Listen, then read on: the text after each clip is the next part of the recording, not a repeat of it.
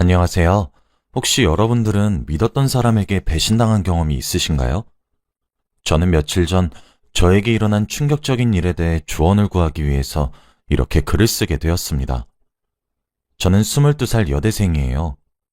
저는 어렸을 때부터 예쁘게 생겼다는 말을 줄곧 들으며 자랐습니다. 저희 어머니가 젊은 시절에 동네에서 유명한 미인이었는데 지금의 제가 꼭 엄마의 젊은 시절과 닮아 있거든요. 제 입으로 말하긴 조금 부끄럽지만요. 하루는 대학교 동아리 남자 선배 한 명이 자기 친구가 제 카카오톡 프사를 보고 너무 이상형이라며 소개시켜달라고 한다며 생각이 있냐고 물어보더라고요. 저번에도 그런 말을 한 적 있었는데 그때는 제가 연애 중이었거든요. 그래서 제가 헤어질 때까지 기다렸다고 말하더라고요. 저도 헤어지고 나니까 외롭기도 하고 상대방이 궁금하기도 해서 소개팅에 나가기로 했습니다. 소개팅에서 만난 그 사람은 정말 잘생겼더라고요. 사진으로 봤을 때보다도 훨씬 인물이 좋았습니다. 약간 배우 중에서 요즘 인기 많은 남주혁 씨를 닮았어요. 키도 무척 컸고요. 얘기를 주고 받았는데 그 사람은 자기를 의대생이라고 소개하는 겁니다. 키도 크고 잘생겼는데 학벌도 너무 좋은 거 있죠? 또 심지어 매너도 정말 좋았습니다. 소개팅하는 내내 제 편의를 봐주고 하나하나 챙겨주는데 꼭 제가 드라마나 영화에 나오는 여주인공이 된 기분이었어요. 저보다 한 살 많았던 그 남자는 꼭 순정 만화에서 튀어나온 주인공 같은 사람이었거든요. 저는 소개팅에 나오길 잘했다고 생각했고 제 마음에 쏙 들었습니다. 그 남자도 절 만나고 제게 호감이 있었는지 그 뒤로 애프터 신청을 하더라고요. 그렇게 저희 둘은 3달 정도 사귈 듯 말 듯 하다가 꽃다발과 함께 건네는 고백에 연인이 되기로 하였죠. 사귀는 내내 정말 행복한 연애를 했어요. 사소한 것에도 관심을 기울여주는 남자친구가 점점 좋아졌습니다. 지나가다 저를 닮았다며 사온 튤립 다발도 받은 적이 있었고, 제가 알바 회식이 있어 늦게 술을 마시면 절 데리러 와 집까지 바래다 주곤 했죠. 한 번은 제가 몸살에 걸린 적이 있었는데 제가 자는 사이 각종 달달한 간식거리와 몸살 감기약들을 까만 봉지에 담아서 문고리에 걸어두고 간 적도 있었어요. 연애를 하는 내내 공주님이 된 것만 같았습니다. 저에게 잘해주는 남자친구를 보며 저 또한 잘해주려고 했었죠. 그치만 제 맘대로 되지 않았던 부분이 하나 있었습니다. 저희는 1년 가까이 만나면서도 깊은 진도를 이어가지 않았거든요. 남자친구는 몇 번 제게 그 이상의 진도를 바라는 눈치였지만 저는 너무 부끄럽기도 하고 아직 마음의 준비가 안 되었다는 이유로 늘 피해왔어요. 그러다 저희가 연애하게 된 지 1년이 되는 기념일에 저와 남자친구는 둘이서 제주도로 여행을 떠나기로 했죠. 1년 가까이 사귀어 왔으면서도 저랑 남자친구는 여행을 한 번도 못 가봤거든요. 그래서 저도 이번이 기회라고 생각했어요. 무엇보다 저는 지금의 남자친구를 너무 많이 사랑했기 때문에 저의 처음을 남자친구에게 줘도 되겠다는 믿음이 생겼거든요. 그래서 저도 마음의 준비를 하기 시작했고 그날을 위해 만반의 준비도 했어요. 혹시라도 뱃살이 보일까 싶어 다이어트도 했죠. 그렇게 여러 날이 지나 저희의 기념일이 되었습니다.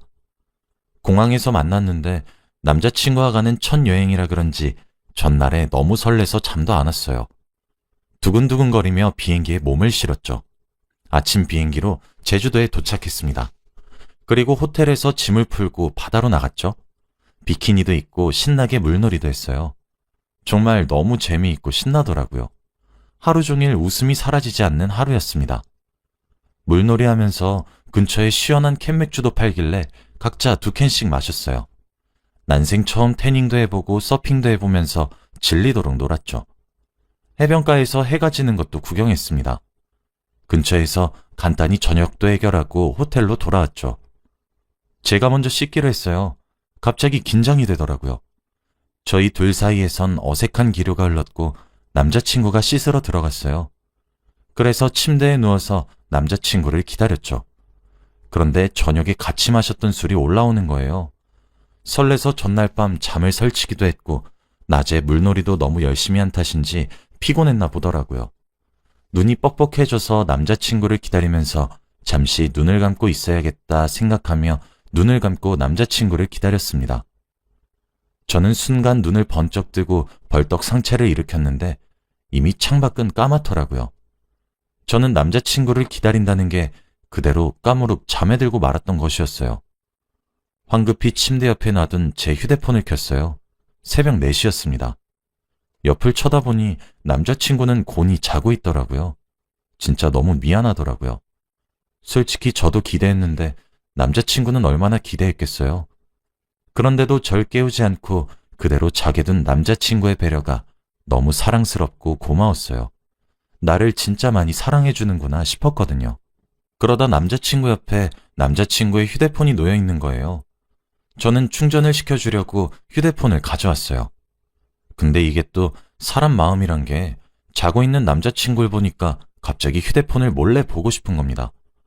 허락 없이 몰래 보는 행동이 나쁘단 걸 알지만 저는 푹 자서 잠도 다 깼겠다. 갑자기 너무 궁금해졌어요. 저는 남자친구 카카오톡을 켰습니다. 가장 위에 있는 단체 대화방에 메시지가 100개 정도 와 있더라고요. 그런데 마지막 메시지가 연비 높은 공주님이라니 진짜 말하는 뽐새 봐라 라고 되어 있는 거예요. 그 단체 대화방은 남자친구와 같은 과 동기 5명의 대화방이었거든요. 저는 뭔가 느낌이 쌓였고 그 대화방을 열어보았습니다. 거기엔 정말 충격적인 내용이 들어있었어요. 그 대화방에서는 각자의 여자친구 이야기가 주된 주제였습니다.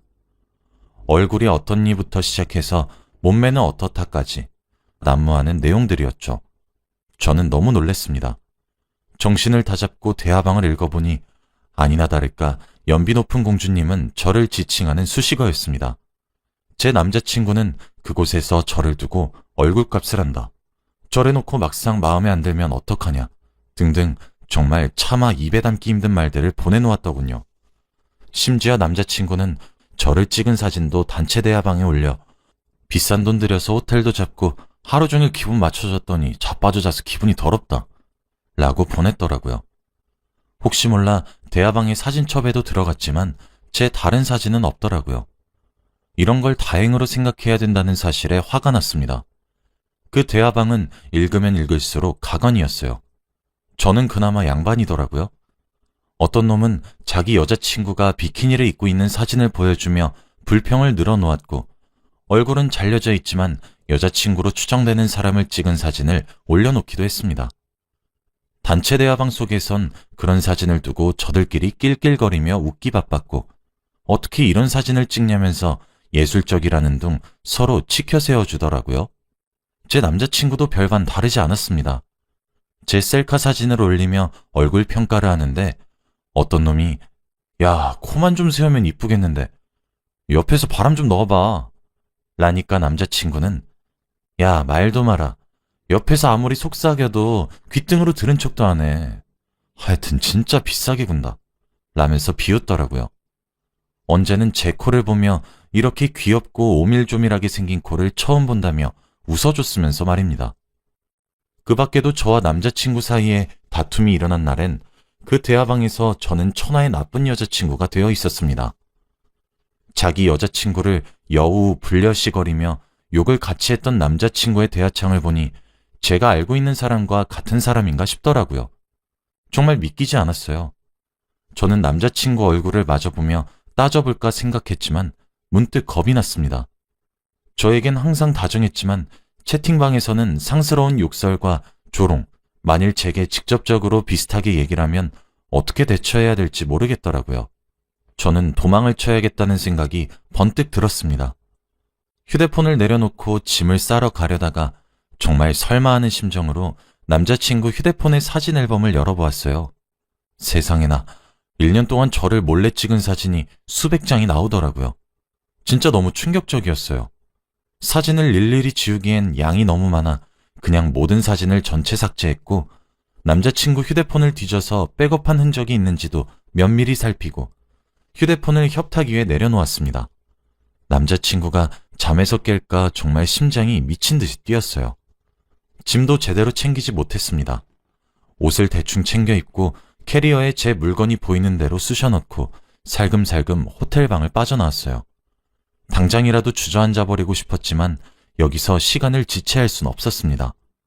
해도 뜨기 전에 호텔을 나와 택시를 잡고 바로 공항으로 출발했어요. 오늘 출발하는 비행기 중 가장 빠른 비행기로 표를 끊었고 다행스레 1시간 뒤에 제주도를 떠날 수 있었습니다. 비행기에 타서 탈출했다는 생각이 들자 그제서야 안도감이 밀려왔어요. 제가 생각한 것보다 더 많이 놀랐는지 손이 벌벌 떨리더라고요. 저는 비행기에서 내리자마자 택시를 잡아서 급하게 집으로 향했고 집에 도착하자 모든 긴장이 다 풀렸습니다. 스르륵 주저앉았죠. 그렇게 잠시 멍을 때리고 있는데 그때 제 휴대폰이 울리더라고요. 전화였습니다. 남자친구가 건 거였어요. 저는 흠칫 놀랐고 전화를 받지 않았습니다. 그렇게 끊긴 줄 알았는데 곧바로 다시 전화가 걸려오더라고요. 그렇게 미친 듯이 남자친구로부터 연락이 오기 시작했습니다. 전화와 동시에 카카오톡, 그리고 문자 등 정말 여러 가지 방법으로 연락이 왔죠. 남자친구 입장도 이해는 됩니다. 곤히 자고 있는 여자친구 옆에서 자다가 일어났는데 여자친구도 여자친구의 모든 짐들도 함께 사라졌으니 얼마나 놀랐겠어요. 제가 판도라의 상자를 연 줄도 모를 테니 말이죠. 저는 정신을 다 잡고 전화는 모두 거절하고 카카오톡에 답장을 남겼습니다. 나 단체 대화방 다 읽었어. 난 솔직히 나한테 오빠가 너무 잘해줘서 오빠 친구들한테도 내 자랑을 했겠지? 하는 마음에 몰래 봤어. 근데 대화 내용이 정말 충격적이더라.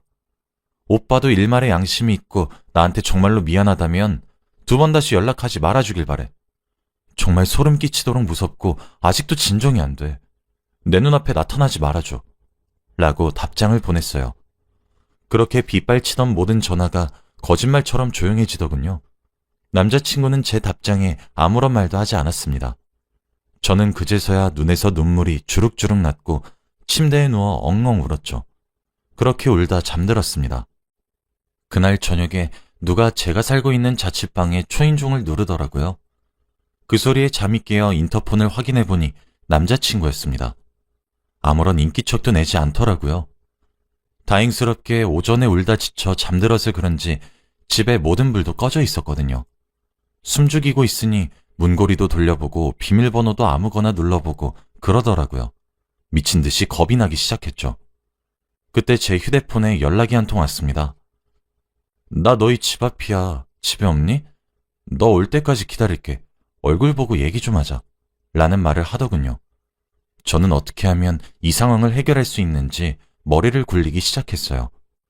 제가 연애를 하면서도 남자친구를 집안에 들이지 않은 점이 천운이었죠. 저는 아니, 나 지금 그 집에 없어.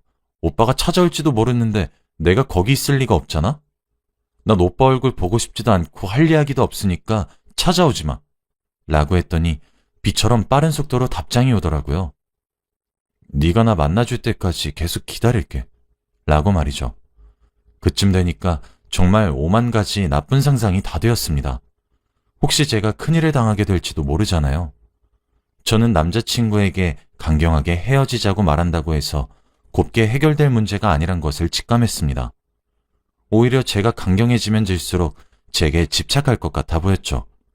저는 일단 시간을 벌기 위해 생각해 볼게 라고 답장을 한 뒤 외출도 자제하며 저희 집에서 숨죽이며 살았습니다. 남자친구는 매일 저녁마다 제 자취방에 와서 초인종을 누르더라고요. 오늘은 집에 있을까 하는 마음으로 말이죠. 남자친구의 집착을 눈으로 직접 목격하게 되자 차라리 남자친구의 얼굴을 직접 보고 얘기를 하는 게 더 나을 것 같아 보였습니다. 저는 남자친구가 집 앞에서 돌아가고 한참 뒤에 내일 공원에서 오후 1시쯤에 만나자 라고 연락을 보냈어요. 기다렸다는 듯이 알겠다는 답장이 돌아왔죠. 저는 밝은 대낮에 사람이 오가는 오픈된 장소를 골랐습니다. 다음날 만나기로 한 시간에 맞춰서 집을 나섰고 공원에 있는 벤치에 앉아서 기다리고 있으니 멀리서 남자친구가 보이더라고요. 저에게 종종 사오던 튤립 다발을 손에 든 채로 말이죠. 점점 남자친구의 집착에 옥죄이는 것 같이 숨이 턱턱 막혔습니다. 남자친구는 제게 꽃다발을 건넸고 저는 본체만체했어요. 남자친구는 제 품속에 어거지로 꽃다발을 안겨주고는 제 옆에 앉았습니다. 저흰 한동안 아무런 말이 없었죠. 저는 그 침묵에 미칠 것만 같았습니다. 제가 먼저 만나자며 하고 싶은 말 있으면 한번 해봐 라고 했더니 남자친구는 미안해. 한 번만 용서해 줄 수 없겠니? 라고 하더군요. 저는 정말 흥분하지 않으려고 최대한 노력했습니다. 근데 용서해달란 말 같지도 않은 개소리를 듣고 앉아있으니 정말 눈이 뒤집히더라고요. 저는 너 미쳤니? 말이 된다고 생각해? 오빠가 한 건 범죄야 범죄. 그래놓고 지금 어디서 뻔뻔하게 용서해달란 소리가 입 밖에 나와? 오빠는 진짜 일말의 양심도 없니? 어떻게 1년을 두 얼굴로 날 기만했으면서 뭐? 용서? 라고 으르릉거리며 말했습니다. 남자친구는 진짜 미안해. 너는 모르겠지만 남자들끼린 그런 대화 정말 많이 해. 나만 그러는 것도 아니야 진짜. 우리도 진짜 그냥 전부 다 장난이고 다 허세야.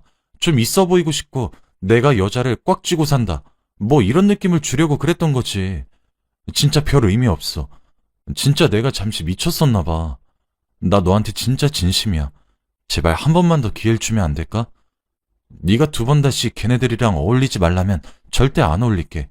바로 절교도 할게. 정말 미안해. 내가 다 잘못했어. 나는 너를 정말 그런 식으로 생각한 적이 단 한순간도 없어. 정말이야. 너도 내가 너한테 얼마나 잘해줬는지 잘 알잖아. 내가 잠시 눈이 멀었었나 봐. 진짜 미안해. 네가 떠나고 나니까 정신이 차려지더라. 그러니까 헤어지지 말자. 응? 한 번만 더 기회를 주면 안 될까? 라며 무릎을 털썩 꿇고는 싹싹 빌기 시작했습니다. 아니, 진짜 못하겠다. 나는 이번 일로 오빠뿐만 아니라 모든 사람들도 못 믿게 될 것 같아. 근데 뭐? 계속 만나달라고? 할 말 끝났으면 갈게. 나 찾아오지도 말고 연락도 하지 말아줘. 오늘 다 차단할 거야. 라고 꽃다발은 벤치 위에 둔 채로 도망치듯 빠르게 나왔습니다. 이 모든 일은 불과 일주일 전에 일어났어요. 그 이후로 지금까지 모르는 번호로 돌아가며 저에게 문자가 오고 있고 공중전화로 콜렉트콜로 전화가 오는 등 정말 시달리고 있습니다. 언제까지 제 집에서 숨을 죽이고 지낼 순 없어 평소처럼 생활하고 있었죠. 어제는 문을 쾅쾅 두드리며 잠시 얘기 좀 하자고 소리를 질러 결국 경찰을 부르기도 했습니다. 경찰에선 다음부터 이러시지 말라며 훈방하더라고요. 단순 연인끼리의 싸움으로 보고 말이죠. 진짜 미칠 것 같았습니다. 하루하루 피가 바짝바짝 마르는 기분이에요. 어저껜 소개팅을 주선해준 선배가 연락이 오더라고요. 왜 일방적으로 헤어지려 하냐고. 남자친구가 저에게 연락 좀 받게 해달라고 말 좀 전해달라 울면서 말했다면서요. 정말 수치스럽고 치욕적이라 이야기를 꺼내고 싶진 않았지만 선배에게 있었던 일을 간략히 전화로 알려드렸어요. 오히려 남자친구가 저한테 집착하고 있으니 그러지 못하게 설득시켜달라고 말이죠. 선배는 믿지 못하더라고요. 정말이냐고 몇 번을 제게 되물었습니다. 저는 울면서 정말 미칠 것만 같다고, 사는 게 사는 것 같지 않다고 하소연했어요. 선배는 알겠다고 힘내라고 말해주었고 본인이 이번 일은 모르는 체하며 남자친구에게 그런 여자 잊으란 식으로 한번 설득해보겠다고 하며 되려 그런 사람인 줄 몰랐다며 제게 미안하다 했습니다. 왜 모든 사람이 잘못된 행동인 것을 이렇게 명확히 알고 있는데 왜 그 사람만 자꾸 몰랐다고 하는 걸까요? 아무리 연락처를 차단하고 모든 연락수단을 차단해도 갖은 방법으로 제게 접촉해오는데 제 삶이 피폐해지는 것만 같습니다. 저는 어떻게 해야 남자친구와 안전하게 이별을 할 수 있을까요? 엊그제 저녁을 먹으며 뉴스를 보고 있는데 자꾸 폭력을 휘두르는 남자친구에게 이별을 고한 여자친구는 골목길에 숨어있던 남자친구에게 습격을 받아 고하는 속보를 받게 되었습니다. 뉴스를 보는데 정말 남일 같지 않아요. 정말 너무 두렵고 무섭습니다. 저는 어떻게 해야 될까요? 당장 다음 달부터 학교도 개강이라 언제까지나 집에 있을 수도 없는 노릇이고 외출도 언젠간 해야 될 텐데 이별 범죄에 휘말릴까 싶어 정말 너무 걱정됩니다. 여러분들의 현명한 조언 부탁드려요. 제발 제게 지혜를 빌려주세요. 감사합니다.